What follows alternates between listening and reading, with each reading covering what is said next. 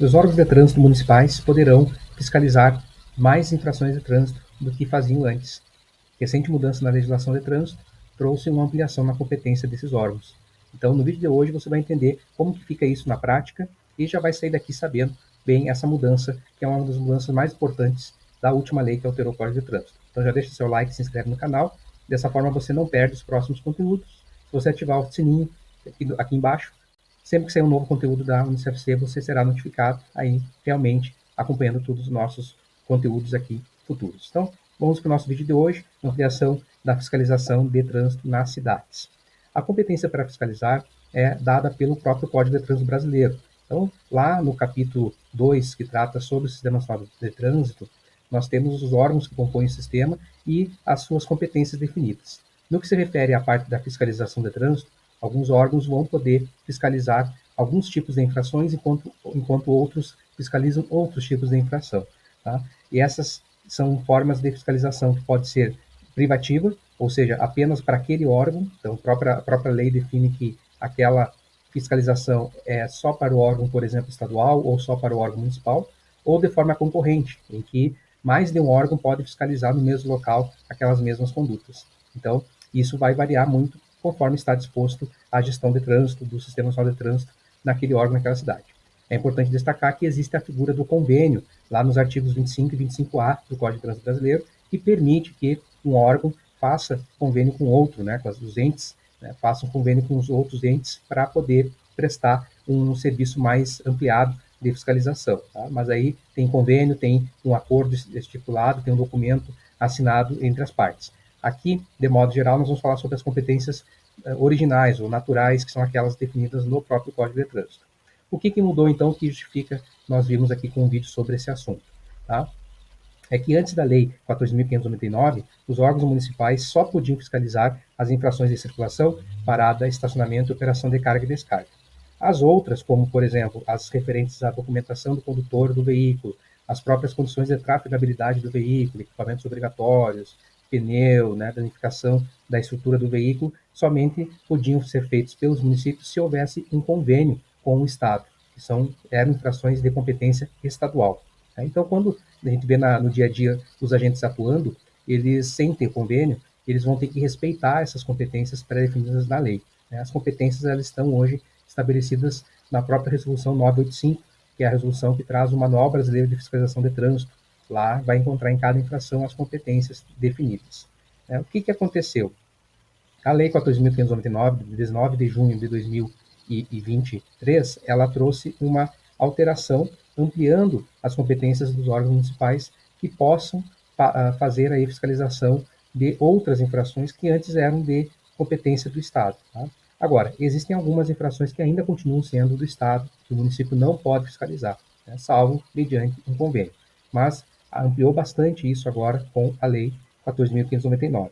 E eu trago lá o artigo 24, inciso 6, que foi justamente aí alterado pela Lei 14.599, que diz que compete a executar a fiscalização de trânsito em vias terrestres, edificações, né, falando aqui dos órgãos municipais, né, edificações de uso público, edificações privadas de uso coletivo, autuar, aplicar as penalidades de advertência e multa, as medidas administrativas, excetuadas aquelas de competência privativa dos órgãos de cidades executivos de trânsito, dos estados e do DF, previsto no parágrafo 2º do artigo 22, nós já vamos ver na sequência. Então, o que quer dizer isso aqui? Quer dizer que todas as infrações previstas no Código de Trânsito passam a ser também fiscalizáveis pelo município, pelo órgão de trânsito municipal, dentro da sua circunscrição, é claro, né, exceto as que nós vamos ver na sequência, que são privativas do Estado, né, essas não mudaram. E aí você tem lá o artigo 22, parágrafo 2º, compete privativamente aos órgãos ou entidades executivas de trânsito dos Estados e do DF executar a fiscalização de trânsito, autuar e aplicar as medidas administrativas e penalidades previstas nos artigos 165D, 233, 240, 241, 42, 43 e o parágrafo 5º do artigo 330. Então, nós vamos ver cada uma dessas infrações aqui. Veja só, o que quer dizer isso? Quer dizer que os órgãos municipais de trânsito não vão fiscalizar essas infrações aqui, né? Claro, respeitado se houver um convênio, senão não fiscaliza. Isso aqui continua sendo exclusivo, ou melhor dizendo, privativo do Estado. Tá?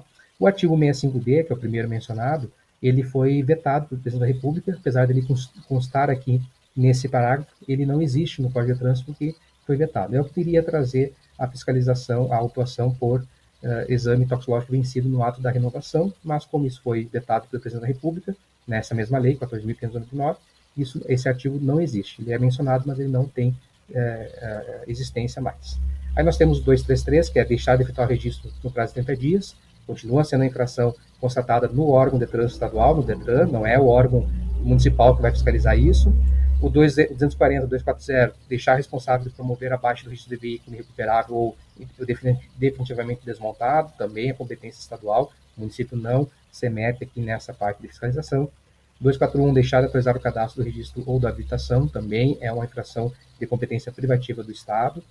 Nós temos fazer falsa declaração lá no 242 de registro ou licenciamento ou habilitação, também é uma infração constatada por parte do órgão executivo estadual, não é o órgão municipal que fiscaliza. 243 fala sobre deixar a empresa seguradora de comunicar ao órgão de trânsito ao conhecimento total do veículo, também competência é do Estado.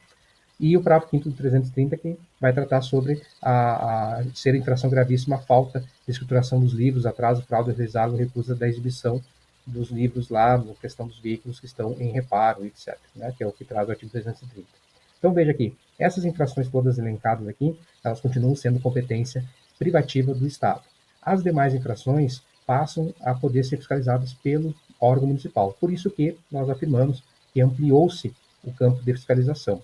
É importante destacar que o órgão que faz a fiscalização e é competente para isso, ele vai arrecadar os valores das multas aplicadas naquela localidade. Então, aquele município que antes não podia aplicar, por exemplo, a infração do artigo 65 ou 65A, em relação ao 65 da infração do álcool, 65A, a questão da recusa, porque antes era uma infração apenas de competência estadual, agora eles podem fazer essa fiscalização e todo o procedimento administrativo referente àquela multa, desde o processo de fiscalização, autuação, notificação, expedição das notificações e julgamentos de defesa e recursos, vão ocorrer dentro do órgão de trânsito municipal, né, e efetivamente a própria arrecadação desse valor dessa multa ficará para o município. Antes, o que acontecia? O condutor bebia e dirigia dentro da área municipal, porém era o Estado que vinha fiscalizar, e era o Estado que aplicava as sanções e, consequentemente, quem arrecadava. E o município não recebia nada por isso, né, exceto se houvesse algum tipo de convênio entre o órgão municipal com o órgão estadual, e aí sim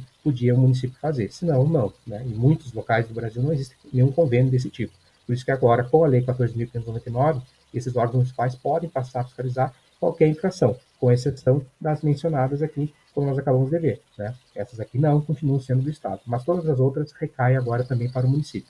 Lembrando que os órgãos municipais têm ingerência dentro da sua circunscrição, a sua área territorial dedicada aos órgãos municipais. Né? Então, a parte ali da cidade em si, a parte urbana ou ainda parte rural, mas que faça parte de um local e esteja como uma via do município mesmo. Né? Nesses locais serão feitas a fiscalização de qualquer infração, exceto as mencionadas aqui, certo?